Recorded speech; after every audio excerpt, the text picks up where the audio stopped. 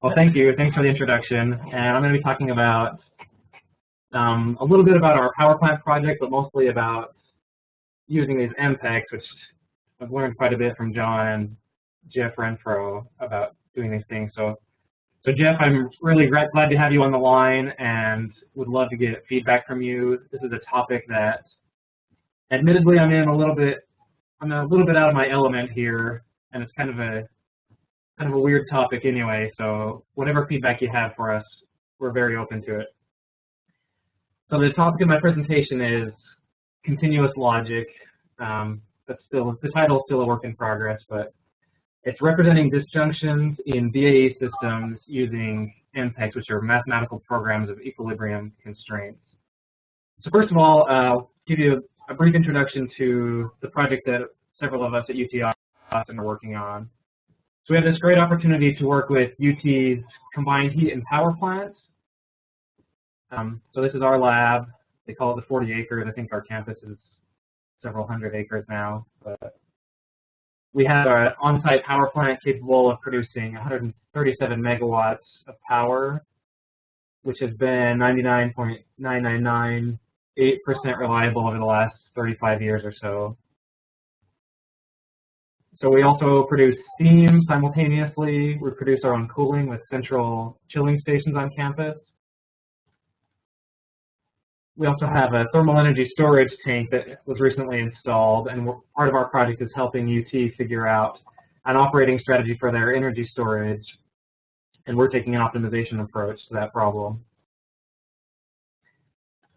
So it's a pretty cool opportunity for us to get to work with UT system. Essentially, we have this campus of 50,000 plus students, which is its own little city that we import natural gas, but after that we produce all of our own electricity, heating, and cooling simultaneously.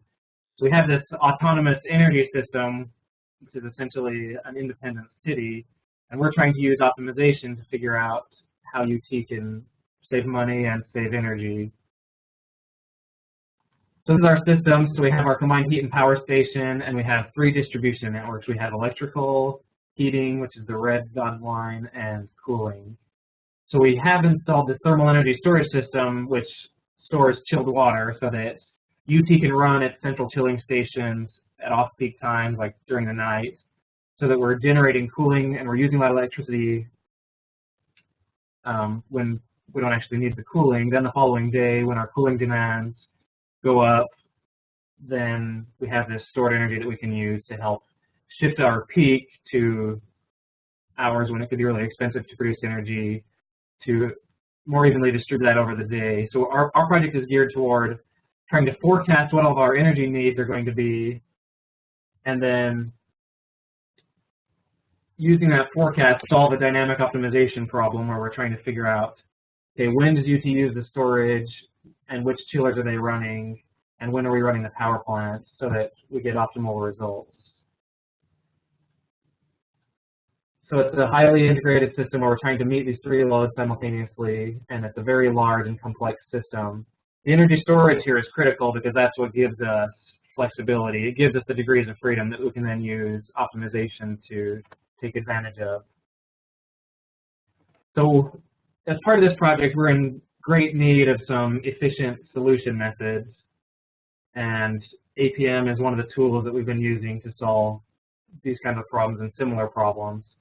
So now to go get into this particular topic, we've been using APM, and for those of you, I have this is more of a tutorial nature. So APM uses this method called orthogonal collocation on finite elements, which is going to convert a DAE system, or a differential algebraic equations. It's going to convert those to a purely algebraic equation system. So it does that using what's called collocation. So I've got this little diagram here where we're representing our system, we're discretizing our system in time. So this is time going along the x-axis.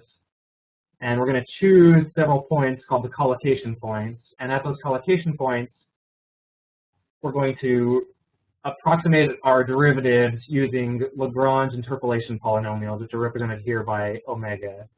So these interpolation polynomials have this special form where I don't want to dwell too much on this topic, but I'll just wanted to give some basis here, so that for those who aren't familiar with this topic. So these Lagrange interpolation polynomials are special polynomials that are designed to match the derivatives exactly at the collocation points. So if you did this math, you would see that these interpolation polynomials would be equal to 1 exactly at the collocation points, and then there'll be 0 everywhere else on the interval. So that when you take the interpolation polynomial and multiply it by f, where f is the function representing your set of differential equations, so when you multiply f by these, they match exactly at the collocation points. Then you integrate those polynomials so that you can take the integral of the polynomials and use those to represent the actual value of your state variables. So essentially, the takeaway from this is we're using a simultaneous solution method where we convert a differential system to a purely algebraic system, which we can then use to solve by an NLP. So this allows us to solve our differential and algebraic equations simultaneously to our objective function. So with this method, it's pretty easy to lump in differential equations and algebraic equations and algebraic inequality constraints into one system. Then you solve your objective function and you satisfy your constraints simultaneously, making it much more efficient computationally than a sequential method. So in a sequential method, you'd be using like an explicit ODE solver, like ODE 45. You maybe, at least this is the way a clumsy grad student would solve the problem, like clumsy grad student like me. So you'd guess inputs, you would run ODE 45, solve that system numerically, then you'd have to build your Hessian and your Jacobian matrices numerically for every set of inputs. So essentially, you're kind of guessing and checking. You guess a set of inputs, simulate through your system, and then you build these matrices to kind of check your results and get information to take your new guess. So that is extremely inefficient. And when you start to get to long time horizon problems where you have a lot of decisions to make, those methods are kind of prohibitive. I mean, it becomes very difficult to solve this kind of problem. So we use orthogonal collocation on finite elements so that we're converting our differential system to an algebraic system that we can then use this efficient simultaneous method to solve. So some of the things you have to work around when using a simultaneous method are that it's tough to represent non-smooth behavior like absolute value or sign, as in SIGN functions. So people have come up with some pretty creative ways. I think Jeff Renfro, who's on the line, is maybe one of the pioneers of this topic, to representing some of these disjunctions using only algebraic equations. So this method, sorry, let me go back. So using orthogonal collocation on finite elements, we're taking a differential system and we're converting it to a continuous algebraic system. But when we need to represent disjunctions like absolute value or min or max functions, then it becomes a little more tricky, but there have been some clever people that have come up with ways to do this. So because now we're dealing with a purely algebraic system, we can add in different algebraic constraints on our system. So I'm showing, this is actually from John's website, APMonitor.com. I'm showing how you could represent an absolute value function where y equals the absolute value of x. So you introduce these variables, which I call complementarity variables. And Jeff, especially if I use some weird language, it's because it's hard to find the nomenclature to define a lot of this stuff out there. So we introduce these complementarity variables so we introduce this equation where x is equal to the difference between these two. So I'm calling it new positive and new negative. Hopefully these will make sense as the presentation goes on. We restrict these two complementarity variables to be greater than or equal to 0, and then we add in this new constraint, which I call the complementarity constraint. And there's different ways of representing this, but the simplest would be, so you take new plus and new minus, the product of those two has to be equal to 0. So what this constraint does is it makes it so that one of these two variables, and remember these will both be positive variables, so it makes it so that at least one of the two has to be 0 at all times. So using this complementarity constraint, you can do a lot of cool, tricky things that give you some of this disjunctive behavior, but again, you keep it in the form of purely continuous equations. So just to illustrate how this works, let's say x is equal to -1.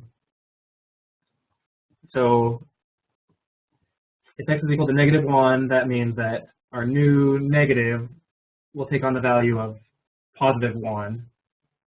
New positive will take on the value of 0. And then when you add those two together, you get 0 plus +1 equals 1. So you end up getting the absolute value. So you take this one equation, the absolute value, and instead you represent that using these, I guess, 5 equations, if we assume these are both equations. So that's how an MPEC works. That's probably the simplest one. Here's a little bit more complex one. This is the signum function, where we want the output of this function to be 1 when x is positive, and the output will be -1 when x is negative. So again, we're using this complementarity condition, and we're keeping our complementarity variables non-negative. So, sorry, that's my 2-year-old boy in there. I've got my office door closed. He's not happy. All right. So let's say x is positive in this case. X is 1. So that means new positive has to be equal to 1, forcing new minus to be 0. So when new positive is 1 and new minus is 0, so this part of this equation will die, and that'll force y to be 1 when x is positive. If x is negative, new positive here in this equation will die, forcing y to be -1. So you use these algebraic equations, and you get some nice switching behavior by embedding these algebraic equations into your DAE system. So I started looking at these equations and thinking, you know, you could probably introduce logic. So I've dealt with solving these energy optimization problems. There's times when it would be convenient to have a logical statement, like an if-then statement. So I kept looking at these. I mean, this was a process of several months and a lot of frustration for me, but I thought that you could use an MPEC to represent some logical behavior in your model. So starting with the signum function that I just showed you, it's not too difficult to convert that to a binary system where I'm introducing this delta, which I'm calling a pseudo-binary variable. So it is a continuous variable, but under these conditions, x is greater than 0 or x is less than 0, delta can only take on values of 1 or 0. So again, we have complementarity. We've just modified this bottom equation slightly, replaced y with delta.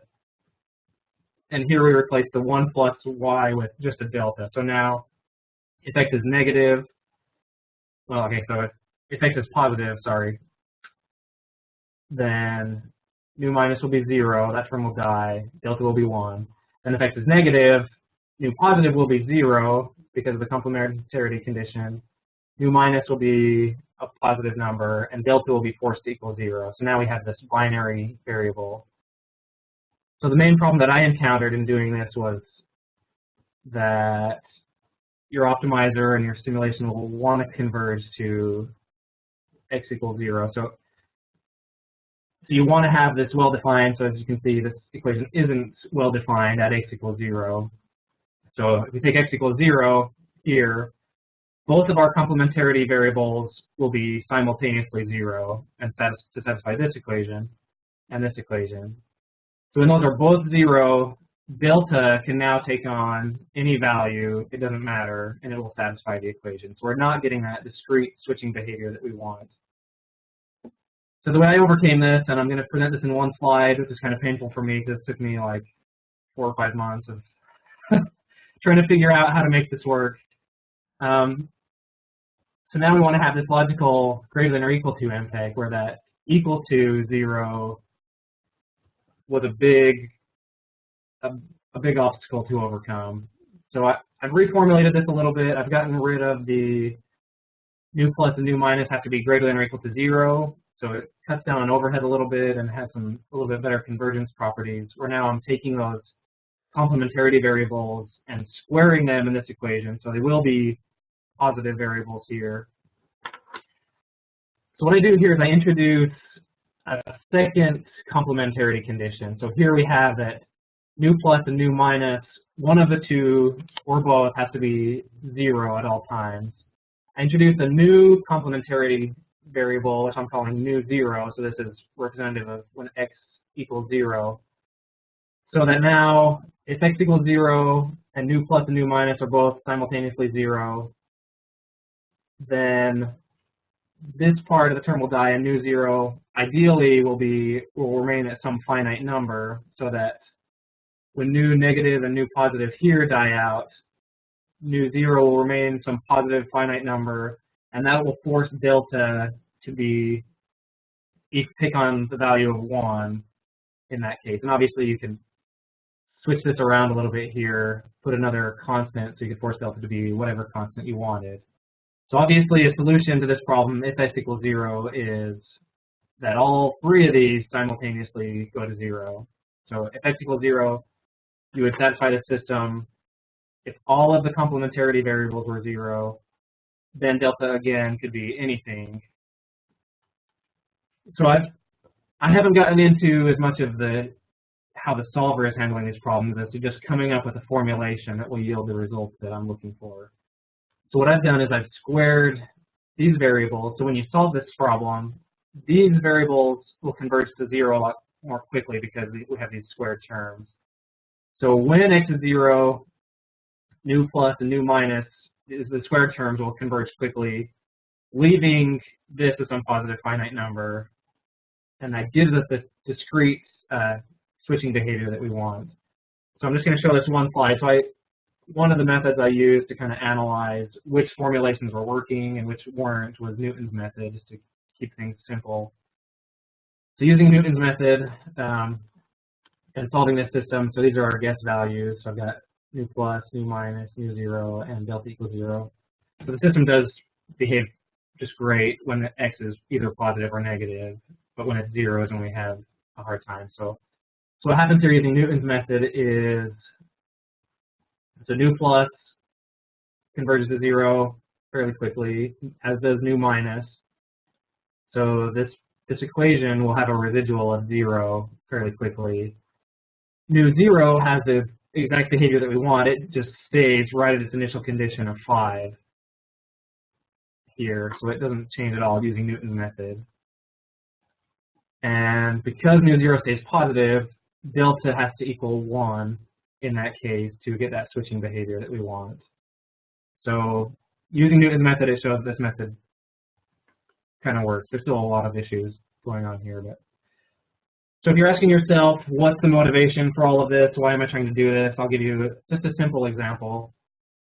So if you're trying to take a simple differential system like filling up a tank where you have flow coming in and flow going out, but then you also have overflow, where the overflow is only active when the tank reaches that level. So you can represent that pretty simply using an if statement in a sequential method, where you take your system, integrate forward, and when you happen to reach the condition, the overflow condition, then your overflow kicks in and you just keep solving.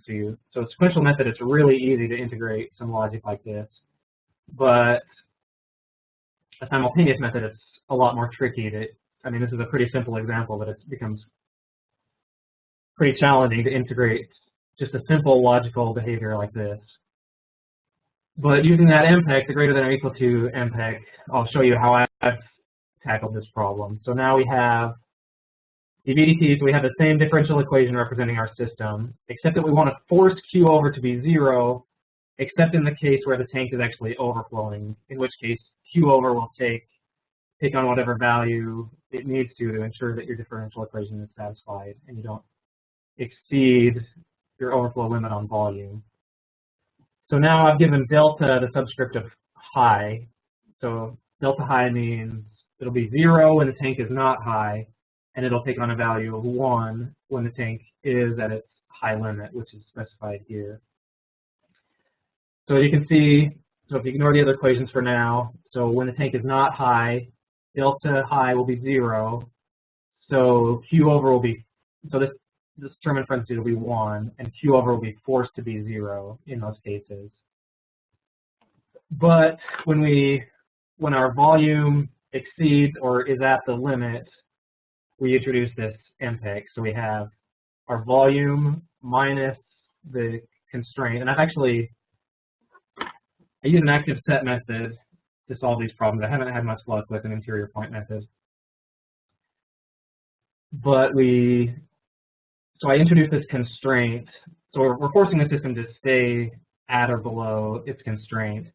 But we're introducing this pseudo-binary variable that will give us a 1 when we are at the constraint, allowing for Q over to take on some finite value in order to satisfy our differential equation. So we have our complementarity variables here. So when, let's say, V is at the constraint, we have our two complementarity variables. Oh, what did I do here? Oh, I left out the second complementarity constraint where it's nu plus squared plus nu minus squared. That sum multiplied by nu 0 equals 0. I apologize for that.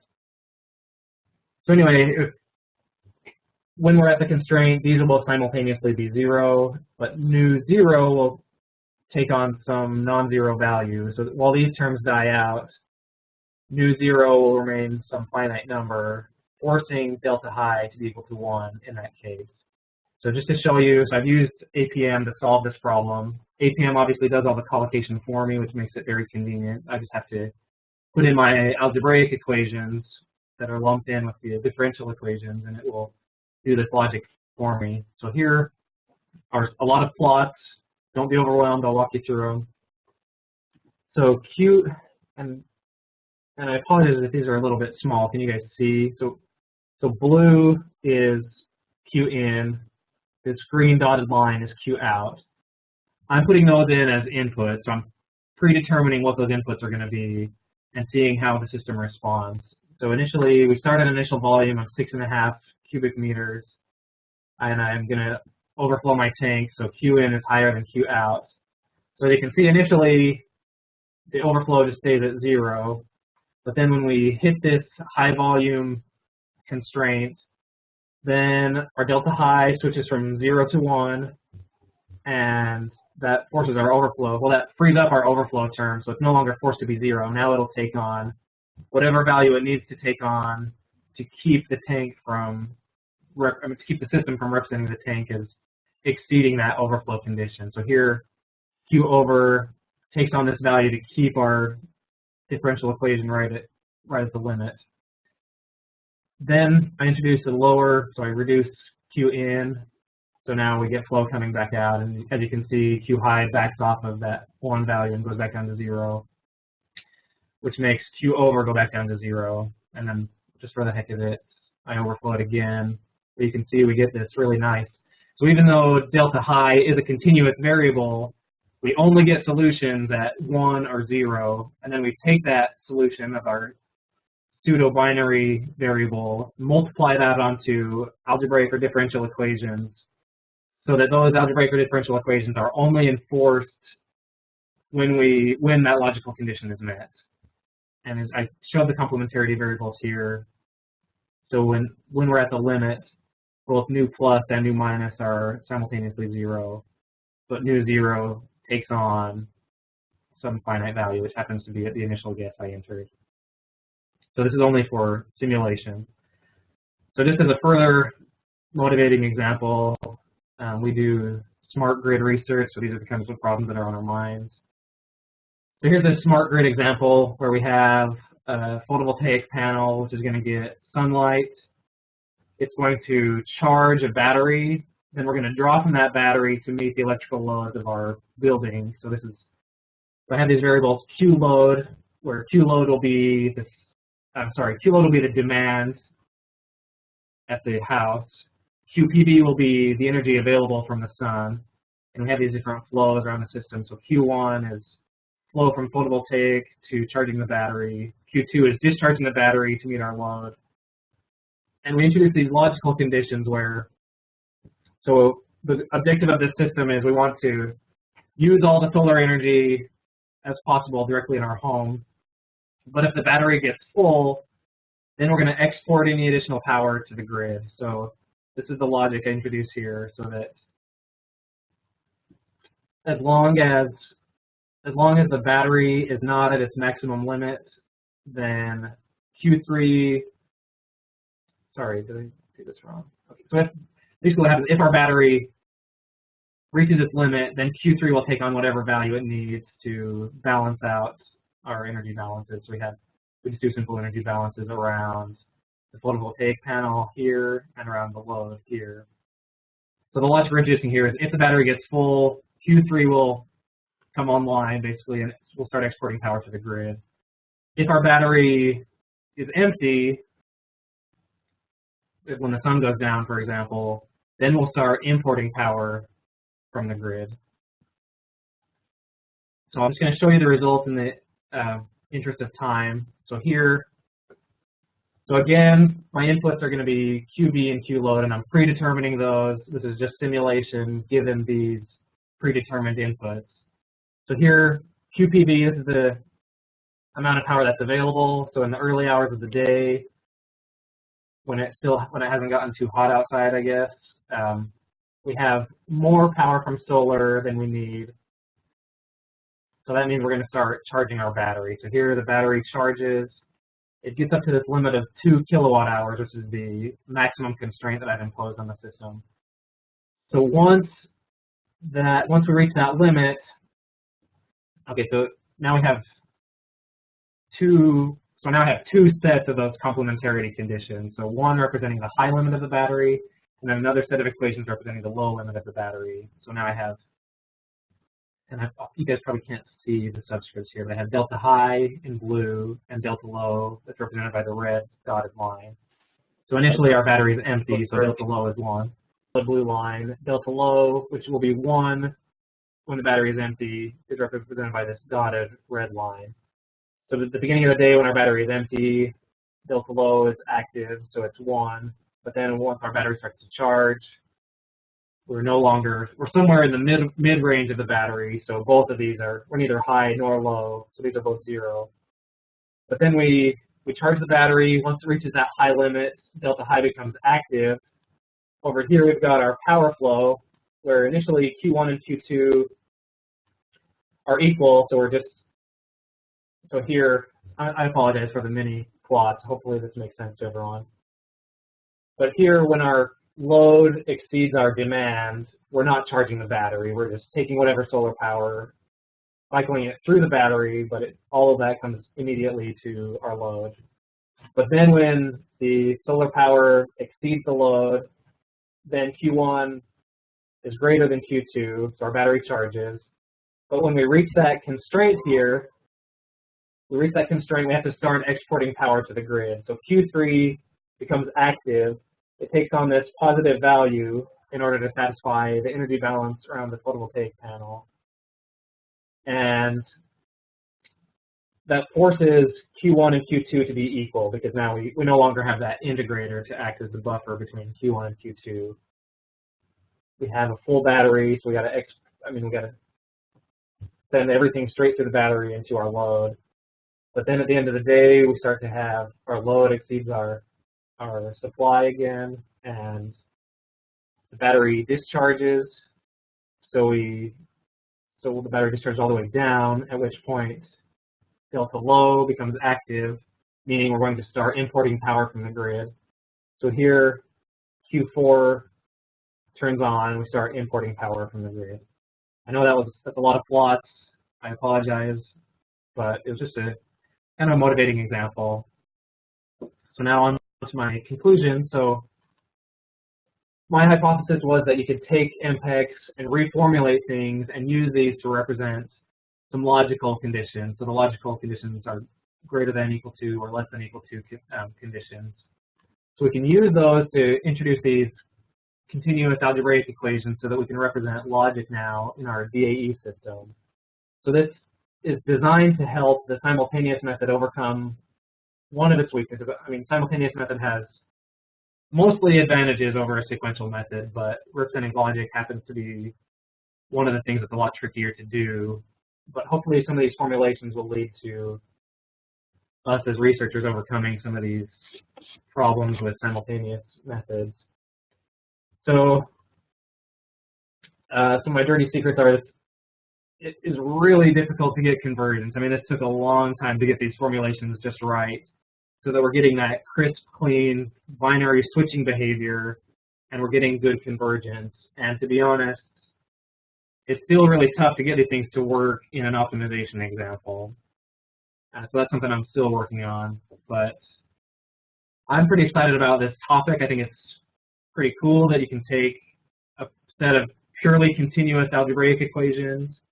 Using collocation, those algebraic equations can represent dynamics in the system.